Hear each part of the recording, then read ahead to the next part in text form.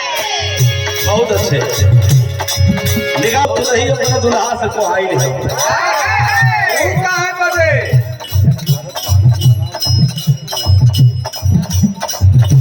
कटनी कह के दुल्हा आए अकेले बुलावत तक ये हमार सोना कहा बारू पनिहारी ना मिले तारी हम अकेले कब ले काटी के हो चला सनो काट लिहल जा दुल्हनिया कल सुना पहले अपने जवान पर लगाम दा हम बाहर कटनी उटनी करे नहीं आई पनिहारी लगवाना जाए के गेहूं कटवाला नहीं तो ठीक ना पड़ी दुल्हा गिरा चलो दो भाई दिखाई होला मर्द को हालत मेहरारू कैसा न खड़ा होला कि मर्द के मना दे अगर मेहरारू को आ जा मरद ना मना पैका मर्द के कुल कर्म हो जाला बनावे मान जाली भैया बड़ा जल्दी मान जाली हो कैसे डंडा से कहता मास्टर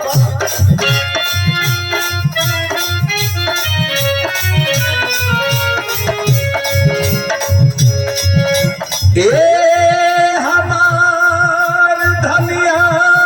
हो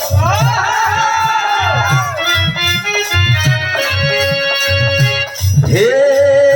हमार सोना हो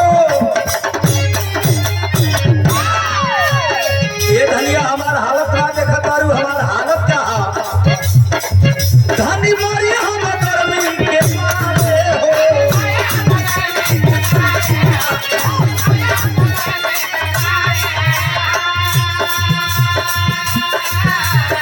पानी घरवा में तोहरे सहारे हो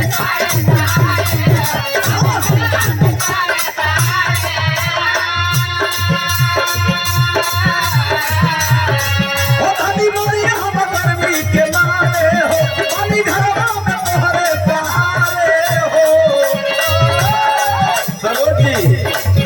दुल्हनिया कह दिया कि हे राजा हम उपाय करो तारी गर्मी के तोहार क्या कहे अरे चैत भर बनल रहा तोहार जवानी हे राजा अरे हे राजा पियल करम बुआ पानी हे राजा जी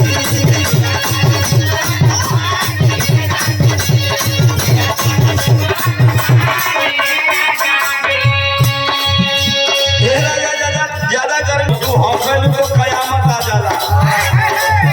जब हंसिए